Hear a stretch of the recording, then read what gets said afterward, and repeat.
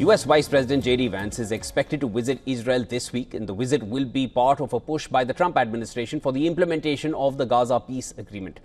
The implementation of the first phase of the deal was mostly successful, but the deal remains fragile, with Israel claiming that Hamas has been delaying the return of the hostages' bodies, which was the agreement.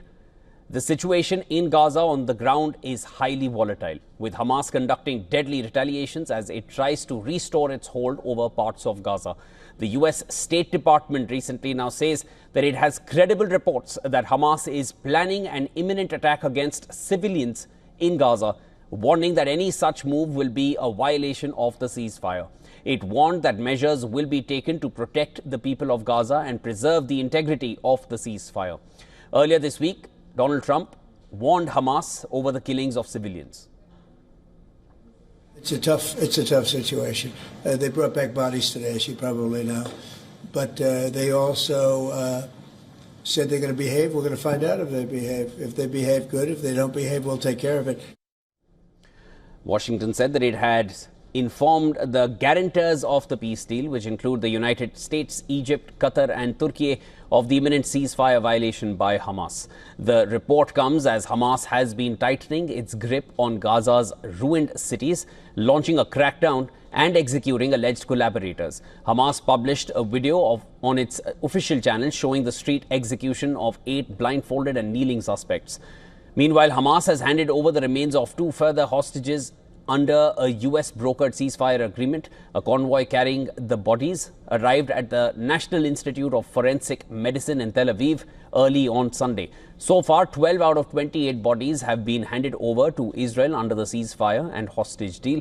Earlier, Israeli protesters gathered at Hostages Square in Tel Aviv, demanding the Israeli government see the hostages deal through and ensure the return of the remaining deceased hostages in Gaza.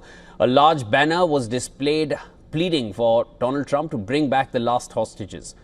The protesters also held large banners against Prime Minister Netanyahu and Trump to take over on the negotiations. The protesters blamed Netanyahu for what happened since the 7th of October 2023 and also before that. Some protesters said that the protests will continue till Netanyahu resigns and all the remaining hostages have returned. Benjamin Netanyahu is the one to blame.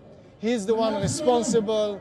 He's in government right now, still 2 years after the October 7.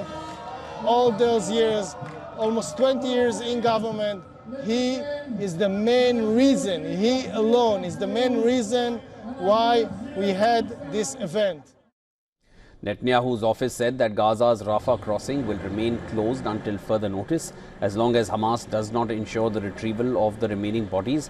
Netanyahu has also warned that the war in Gaza would not be over until Hamas was disarmed and the territory demilitarized.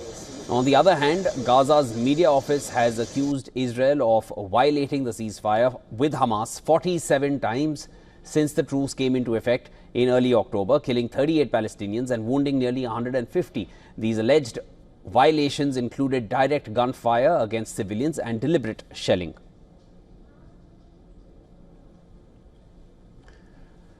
All right, for more on this, joining me on the broadcast is Helet Barel, former director at Israel's National Security Council. Miss Barel, Ms. Barel, thanks so much for joining me here on the broadcast. Now, the US State Department says it has credible reports on Hamas and that it's planning an imminent attack. Clearly, Hamas has not been disarmed and they've issued a warning. What can this warning entail and what would this mean for Hamas? Let's start on that front first. Well, I suppose we'll have to wait and see what President Trump means by the reaction that he plans. The fact that Hamas is planning an attack on civilians is not a surprise to anybody. They've already murdered several civilians in the northern part of the Gaza Strip, and we've all seen the footage of that. It's very gruesome, and they will continue to do so to try and reestablish themselves as rulers of the Gaza Strip, an outcome that, of course, neither Israel nor the United States are willing to accept. So the question is, does President Trump expect this to be resolved by allowing Israel to go in once again and take military action? Or are there other ideas? Because at the moment, the force that is supposed to be entrusted with keeping the order in the Gaza Strip and the decommissioning of Hamas, this ISF, the International Stabilization Force, does not, in fact, exist and is not in the Gaza Strip. So there aren't a whole lot of options. We'll have to see how this continues. Understood. We've just been notified that IDF soldiers on the yellow line have been attacked by armed individuals and have opened fire on them. So we see these skirmishes all the time. Understood. We'll see where President Trump takes this. Ms. Parel, let me take it from the other side now. The Gaza media office there, of course, in the Strip, they've accused Israel of violating 47 times the ceasefire. And I understand Israel has its own complaints because Hamas has not fulfilled the terms of the agreement. But then there are violations on the other side as well, 47. So is it, I mean, both sides need to restrain or exercise some kind of restraint to pull this back. Do you feel Israel needs to hold back more at this time? No, there are not 47 violations on the Israeli side. There's a claim. That's their claim, from the yes. There's a claim from Hamas terrorist organization that Israel has violated. And let me tell you, just as what happened right now, there are violations where they claim Palestinians were killed by gunfire. In order for Palestinians to be killed by gunfire, they have to approach troops on the yellow line where the Israeli forces have receded to. So, and they're not allowed to do that according to the agreement. They're not allowed to be anywhere near that line, and certainly not while armed. So any armed individuals in Gaza are Hamas terrorists. They're not anybody else. And if they're approaching IDF troops, they're the ones in violation, and they will be shot, as should be.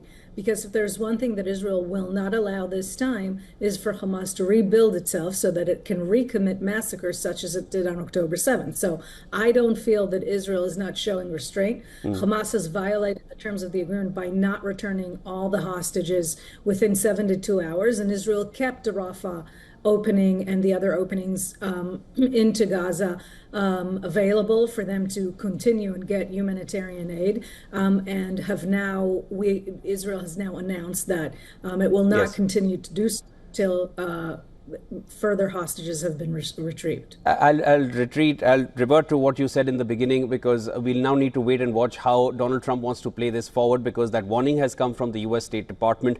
But Hamas, or the Gaza media office, has their own set of claims. Israel, of course, has its own woes because the agreement has not been fulfilled from the other side. The scare of a resumption of a war seems very much real even now. But we'll need to wait and watch and only keep our fingers crossed that that doesn't become the case. Ms. Parel, thanks so much for joining me here on the broadcast. Thank you.